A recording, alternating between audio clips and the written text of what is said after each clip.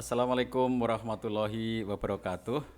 Sahabatku sekalian, para peserta kelas punya karya, baik emak punya karya, bapak punya karya, remaja punya karya, dan semua yang ikut ya dalam kelas pembuatan buku mandiri ini yang dimentori oleh Kang Deden. Saya akan menceritakan kisah sukses dari para penulis yang ikut dalam kelas Emak Punya Karya dari batch 1 sampai batch 4. Nah, para peserta ini mayoritasnya termasuk yang dari Bapak Punya Karya, mayoritasnya adalah mereka yang sebetulnya memang belum memiliki basic kepenulisan. Hanya satu dua orang saja di antara mereka yang memang sudah memiliki basic kepenulisan. Misalnya mereka yang memang sudah rajin menulis sebelumnya, uh, atau mereka yang sudah punya buku sebelumnya, itu hanya sedikit orang. Kalau dari keseluruhannya itu tidak akan sampai 10% yang peserta itu yang sudah punya basic kepenulisan sebelumnya. 90%-nya adalah mereka yang belum memiliki basic kepenulisan sebelumnya. Bukan penulis, belum punya buku, bahkan mereka ini baru belajar menulis gitu ya. Itu mereka ikut kelas EPK maupun BPK dan terbukti mereka bisa melahirkan buku. Jadi ini yang kami sering menyampaikan bahwa semua orang itu pada dasarnya bisa bikin buku. Everyone can write a book. Semua orang itu mesti bisa bikin buku kalau mau. Apalagi dalam proses pendampingan. Jadi lebih memudahkan lagi bagi sahabat sekalian untuk bisa menulis buku. Nah, dari berbagai pengalaman yang dimiliki oleh dan dilakukan oleh para peserta sebelumnya, saya menangkap ada beberapa hal yang sama ya. Mereka yang sudah jadi bukunya, lalu saya lakukan wawancara kepada mereka melalui kuesioner. Saya tanya apa yang menjadi kendalanya, apa yang menjadi faktor pendukungnya, apa yang menjadi kesulitan-kesulitannya dalam menulis. Itu ada poin-poin yang relatif sama antara satu orang dengan orang yang lainnya.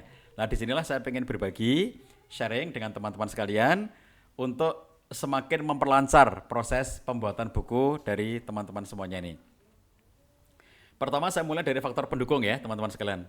Ada faktor pendukung yang non teknis, yaitu adalah kekuatan tekad dalam diri kita. Itu non teknis karena itu adanya dalam diri kita sendiri, bahwa bertekad untuk melahirkan satu buku, bertekad dengan kuat gitu ya. Nah, ini sesuatu yang sifatnya intrinsik, dorongan intrinsik bahwa memang dia sangat ingin memiliki buku. Dia mengerti mengapa harus membuat buku, dia tahu maknanya, dia tahu tujuannya, sehingga itu menjadi tekad yang kuat dalam dirinya untuk membuat satu buku. Nah, ini saya sebut faktor non teknis yang sangat kuat, yaitu tekad dalam dirinya. Nomor duanya adalah dukungan dari keluarga. Beberapa penulis ini mengatakan bahwa dia sangat terdukung oleh suaminya. Saya ambil contoh misalnya ya, buku ini kalau berbeda lalu kenapa? Ini menceritakan tentang suaminya. Mengapa gambarnya kursi roda? Karena suaminya, suami dari penulis ini adalah penyandang disabilitas yang sejak lahirnya sudah begitu, tidak punya dua tangan dan hanya punya satu kaki kanan saja. Nah, tentu kemana-mana harus dengan kursi roda yang didorong oleh istrinya. Nah, sang istri itu menceritakan tentang kehidupan suaminya, sehingga sang suami ya dia menjadi orang yang membackup sepenuhnya proses pembuatan buku ini, karena konsekuensi dari menulis buku itu artinya adalah ada waktu yang semula bisa mestinya digunakan untuk mendampingi suami atau anak-anak misalnya, lalu ini terambil untuk menulis buku dalam beberapa waktu tertentu gitu ya.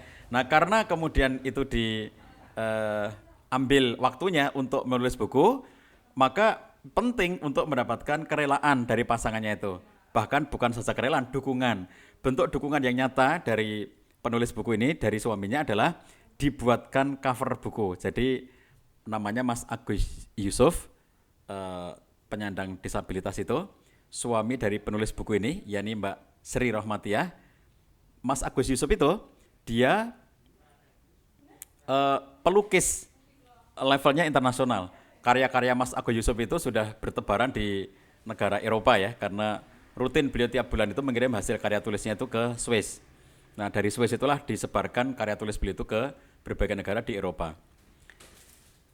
Ketika melukis, maka Mas Agus Yusuf itu melukis dengan mulutnya. Kenapa? Karena nggak punya dua tangan.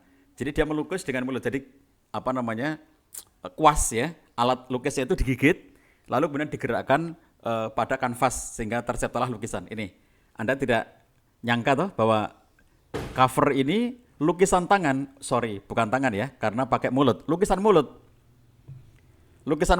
dari Mas Agus Yusuf. Ini contoh bagaimana backup dari suami terhadap penulisan buku ini menyebabkan dia menjadi lebih optimal dalam proses pembuatan buku itu, gitu ya. Sehingga tidak ada kendala karena didukung sepenuhnya. Termasuk ketika hal-hal yang teknis-teknis ya, itu Mbak Sri Rohmatiah penulis buku ini, beliau tidak bisa mengendarai mobil, sehingga kalau untuk keperluan misalnya waktu menyerahkan waktu packing buku dan buku ini sudah cetak lalu kemudian diterbitkan disebarkan, dijual ya. Terus ada yang memesan sehingga itu harus dipaket-paket gitu. Maka proses untuk packing, memaketkan ke perusahaan-perusahaan pengiriman barang itu diantar oleh suaminya itu. Jadi ini contoh dukungan nyata dari pasangan, sehingga buku ini proses penulisannya hanya memerlukan waktu 17 hari. Nah, jadi ini karena adanya dukungan dari suami.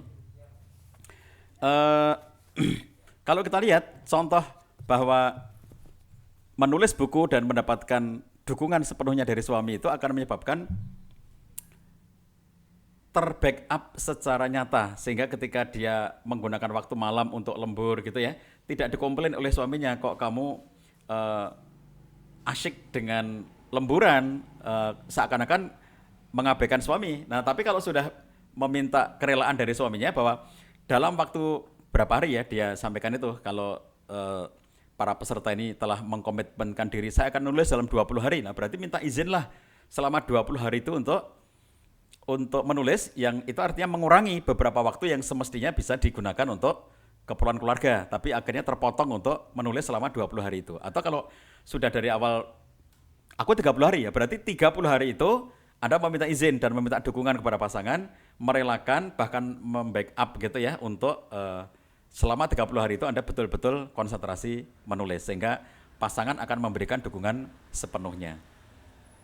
Demikian pula kalau ini bapak-bapak ya menulis, maka mintalah kerelaan dari istri bahwa pada beberapa waktu, misalnya selama 20 hari atau 30 hari dalam proses menulis buku itu, mungkin Anda akan terkurangi waktunya untuk mengantarkan istri, yang mungkin selama ini bisa mengantarkan istri jalan-jalan atau mengantarkan istri ke tempat-tempat perbelanjaan misalnya ya. Sekarang menjadi selama 30 hari menjadi tidak bisa misalnya gitu ya. Mintalah kerelaan dari anak-anak, dari istri, dari pasangan. Ini backup yang penting untuk suksesnya penulisan sebuah buku. Ini non teknis kan seperti ini ya, karena kerelaan, karena izin, karena dukungan yang itu sifatnya non teknis.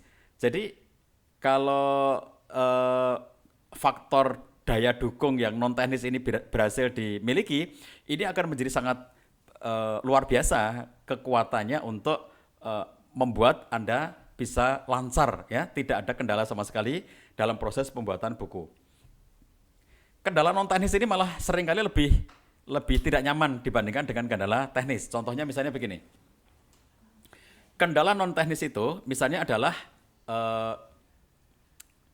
ada seorang istri yang dia menulis dan dia tidak bicara sama suaminya, dalam artian nggak minta izin sama suaminya, lalu akhirnya dia lembur selama sebulan itu misalnya. Nah ternyata suaminya merasa terganggu.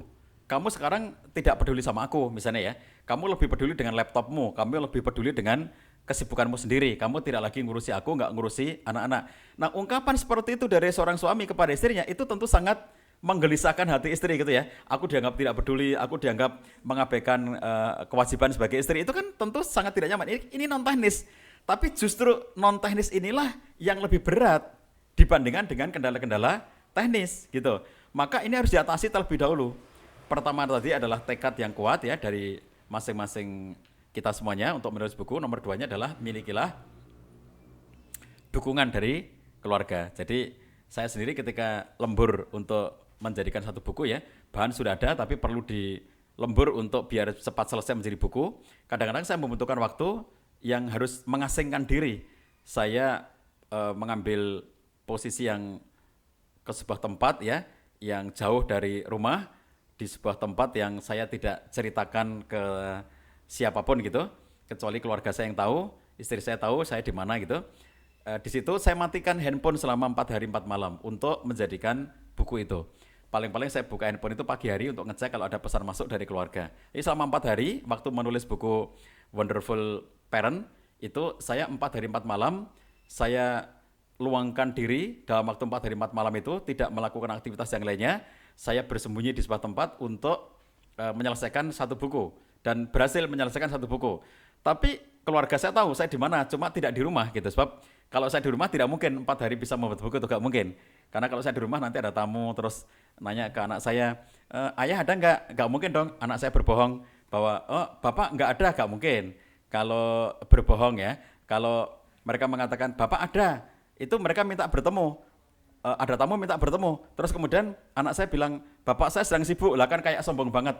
Orang di rumah didatangi tamu nggak menemui kan kayak sombong banget itu. Padahal kita juga tidak mau menolak tamu sebetulnya kan. Oleh karena itu dalam konteks seperti itu saya harus sesekali waktu itu istilahnya bersembunyi. Nah itu harus ada kerelaan keluarga.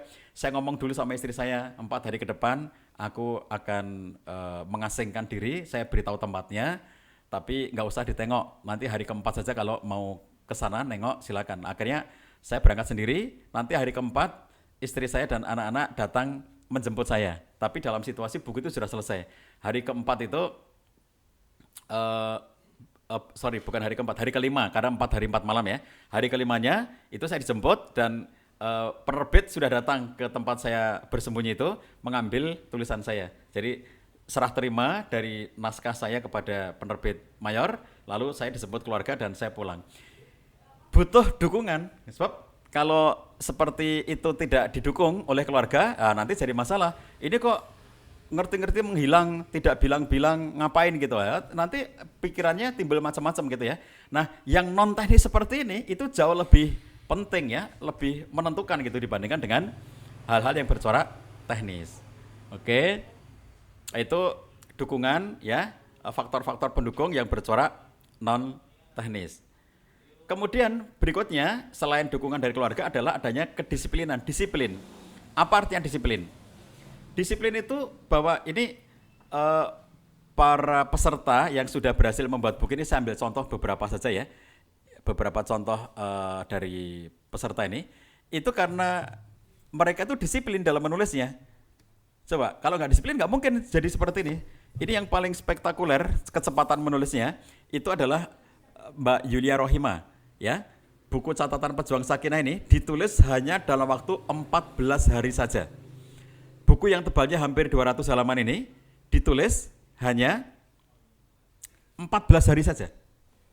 Itu nggak mungkin selesai kalau tidak disiplin. Disiplin itu misalnya jam berapa, dia setiap hari mengalokasikan waktu 2 kali, pagi dan malam. Pagi jam berapa, malam jam berapa. Nah, disiplin itu artinya pada jam yang sudah dia tentukan untuk menulis, dia betul-betul menulis. Nah, itu disiplin. Disiplin inilah yang menyebabkan dia bisa menulis buku ini hanya dalam waktu 14 hari.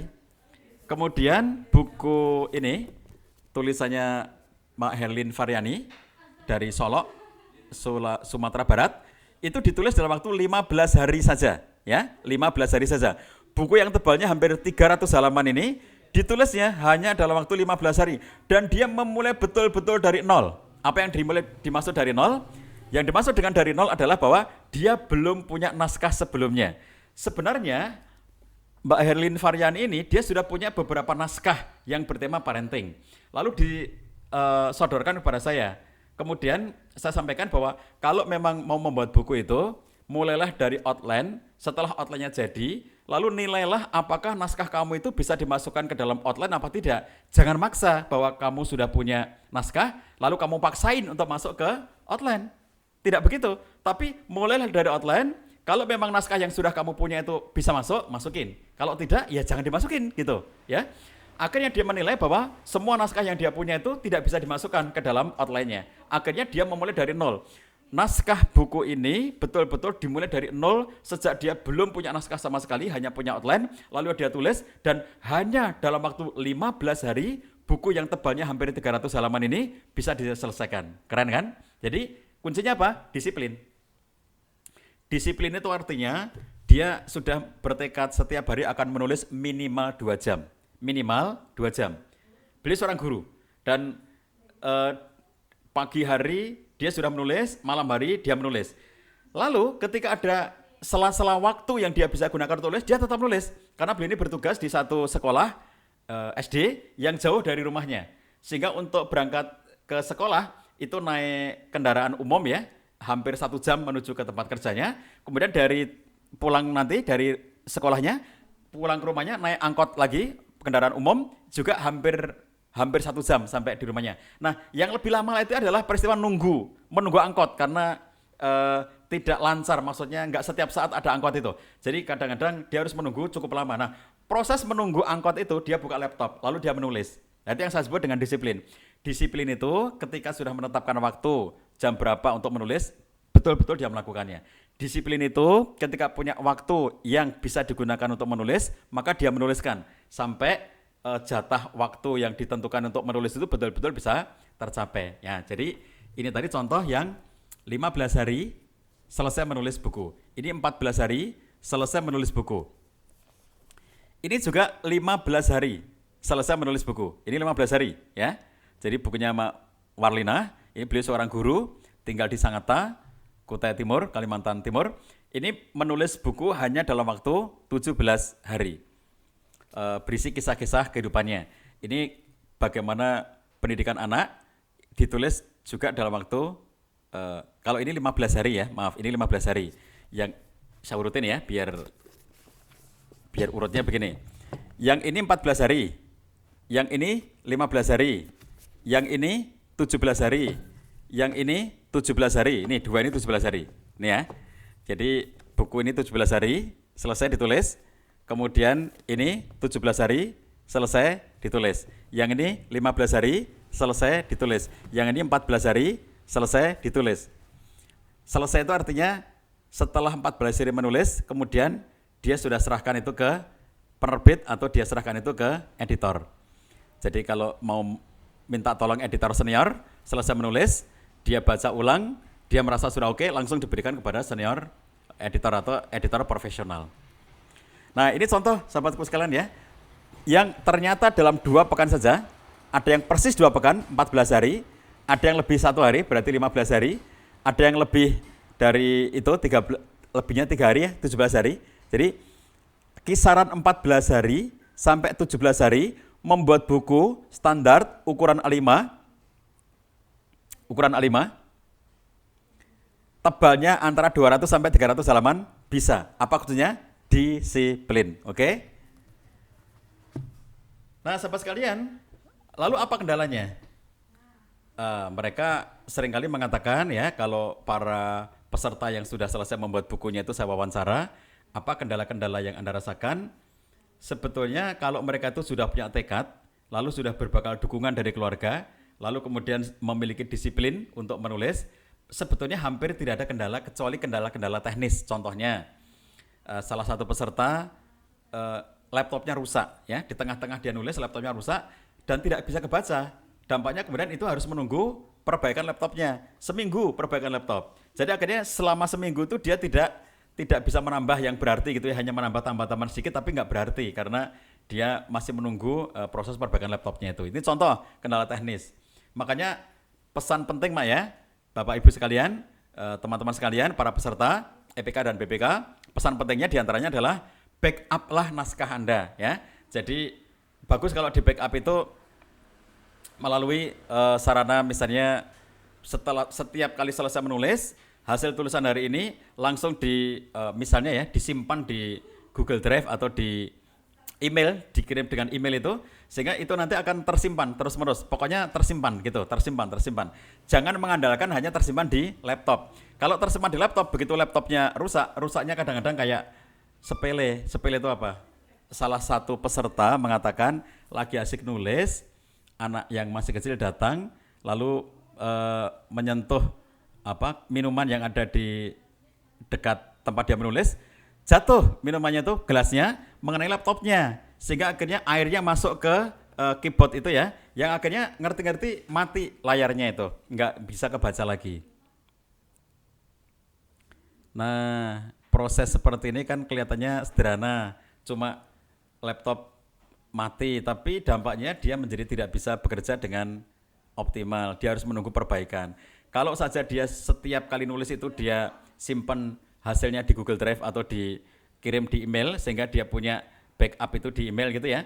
Maka nanti kalau itu misalnya ada kendala seperti ini, dia ambil aja semuanya dari Google Drive atau dari email, nanti dia sudah ngerti kemarin terakhir sampai di mana.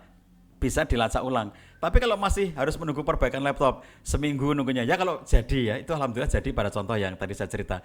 Bagaimana kalau ternyata rusaknya parah dan tidak jadi? Bagaimana kalau ternyata datanya rusak dan tidak bisa diambil? Naudzubillah min dzalik kan? Kecewanya bukan main gitu ya. Naskah yang sudah kita bikin itu ternyata tidak ada backupnya. Pesan penting untuk Anda semuanya. Nah, jadi rata-rata para peserta yang berhasil membuat buku itu ketika mereka sudah punya tekad yang kuat, mereka disiplin, ada dukungan dari keluarga, hampir tidak ada kendala. Rata-rata hanya kendala-kendala teknis seperti itu. Nah, bahkan ya yang sangat luar biasa itu adalah buku ini. Bukunya Mak Helen Patraliza, seorang guru di Palembang, Sumatera Selatan. Tinggalnya di Palembang. Nah, beliau ini mengidap satu sakit ya yang menyebabkan dirinya itu semacam lumpuh separuh gitu. Tubuh bagian kanannya itu yang bermasalah ya, sehingga menjadi tidak bisa bergerak. Jadi tangan kanannya itu nggak bisa digerakkan. Jadi beliau ini karena terserang penyakit ya virus seperti itu, akhirnya yang semula beliau mengajar, akhirnya tidak bisa lagi berdiri lama untuk mengajar, bicara juga tidak bisa lama-lama, akhirnya kemudian beliau dipindah ke bagian perpustakaan, menunggu perpustakaan. Sehingga beliau bisa lebih banyak duduknya gitu. Akhirnya kemudian kita beliau menulis itu, saya membimbingnya untuk membuat menjadi buku itu ya. Bagaimana cara beliau menulis? Perhatikan.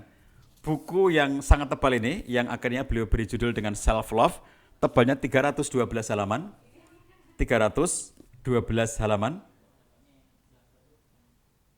ditulis dalam waktu 1 bulan, hanya dengan tangan kiri saja, karena tangan kanannya tidak bisa digerakkan.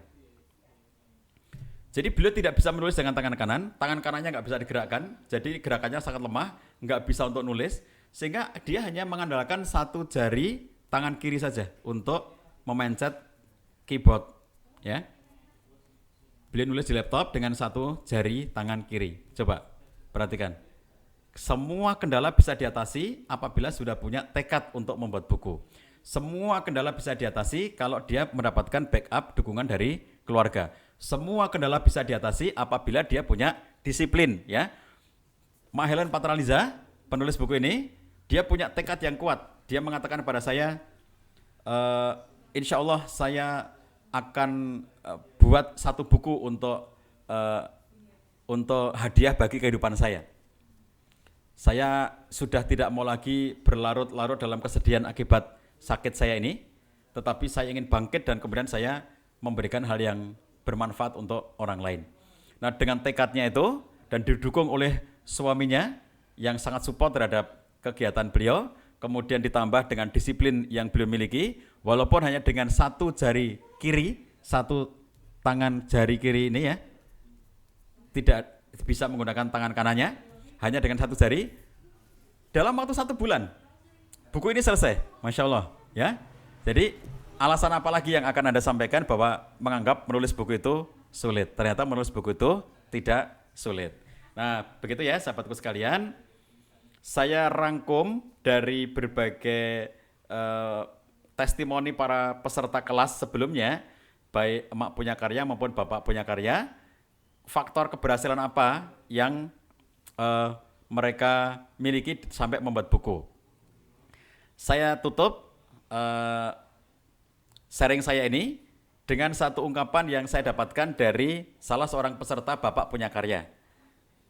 Namanya Pak Wianto Sudarsono, penulis buku Mantap judulnya ya. Pada saat beliau mengikuti kelas Bapak Punya Karya, beliau kemudian sudah punya beberapa tulisan-tulisan sebelumnya yang memang sesuai dengan tema outline bukunya. Lalu kemudian beliau menyelesaikan bagian kekurangannya hanya dalam waktu 1 pekan semenjak ikut kelas itu, bahan-bahannya semuanya sudah selesai. Nah, bahan-bahan yang sudah selesai ini semuanya itu hanya ditulis dalam waktu 1 pekan ya. Sebelumnya sudah ada bahannya, ditambah lagi dengan setelah ikut kelas ada outline kita setujui. Buku ini dari Pak Wianto Sudarsono ini akhirnya selesai ditulis hanya dalam waktu 1 pekan saja. Apa pesan dia terhadap proses pembuatan buku ini ya, buku Mantap ini? Kata dia, problem yang sangat besar yang dialami oleh rata-rata para penulis adalah ketakutan. Jadi kata Pak Wianto, kalahkan dulu ketakutannya. Misalnya takut kalau nanti itu bukunya nggak ada yang baca, takut kalau nanti dirinya itu tidak bisa menyusun kalimat yang baik, takut kalau nanti ternyata dirinya tidak bisa menyusun argumen-argumen yang memadai dan seterusnya. Ketakutan-ketakutan inilah yang harus dikalahkan terlebih dahulu.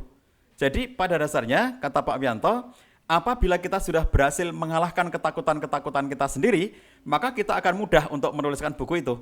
Nah, jadi ini pernyataan menarik ya dari seorang penulis buku. Ini buku perdana beliau, dan sebagai buku perdana ini sangat luar biasa hasilnya. Kenapa? Karena untuk seorang yang bergerak di bidang pemasaran, marketing, lalu beliau berhasil meminta kepada tokoh marketing Indonesia ya, senior Pak Hermawan Kertajaya, untuk memberikan endorsement di bagian belakang buku ini. Ini dari Pak Hermawan Kertajaya. Ini buku perdananya penulis ya. Penulis ini belum pernah punya buku sebelumnya. Baru ikut kelas Bapak Punya Karya, dia berhasil membuat buku ini, dan buku ini cetak pertama langsung habis, cetak kedua juga sekarang sudah habis, sekarang sedang proses cetak yang ketiga, sebagaimana namanya, Mantap ya. Apa kuncinya? Hilangkan dulu ketakutannya. Jadi ketakutan itu barrier ya, yang kemudian menyebabkan kita merasa, apa aku bisa ya membuat buku? Aku kan belum pernah menulis sebelumnya, aku kan bukan siapa-siapa. Kata seorang peserta kelas ini, aku itu bukan siapa-siapa, karena dia merasa aku hanya ibu rumah tangga biasa, aku bukan sarjana, aku hanya seorang ibu yang kemana-mana mendorong suamiku di atas kursi roda itu. Apa mungkin aku bisa membuat buku? Lah ini bukunya ya. Sekarang beliau ini sedang menyusun buku yang kedua. Sekarang sudah hampir jadi buku yang keduanya. Jadi semua orang bisa membuat buku sepanjang tidak beralasan. Hilangkan ketakutannya, kemudian kita memiliki tekad, miliki dukungan dari keluarga, lalu disiplin dalam proses penulisannya, insya Allah jadi buku. Oke, sahabat sekalian, inilah sekelumit ya sharing dari kelas EPK batch 1 sampai batch 4. Kemudian dari BPK batch 1, ini diantara mereka yang sudah berhasil membuat bukunya, mereka memiliki pengalaman-pengalaman yang serupa, pengalaman-pengalaman yang mirip yang tadi telah saya ceritakan ringkasannya. Saya doakan semua peserta kelas Punya Karya, baik Mak Punya Karya, Bapak Punya Karya, Remaja Punya Karya, dan semua peserta kelas Punya Karya ini berhasil mewujudkan minimal 1 buku dari kelas ini. Semoga sukses, semoga berkah bukunya, memberikan kemanfaatan, menjadi amal jariah, dan memperpanjang umur amal kebaikan kita. Saya, Cahyanita Karyawan, membersamai Kang Deden, writer sebagai mentor utama di kelas ini, mengucapkan selamat belajar kepada para peserta semuanya. Selamat berkarya, selamat mengubah dunia melalui karya hebat Anda. Assalamualaikum warahmatullahi wabarakatuh.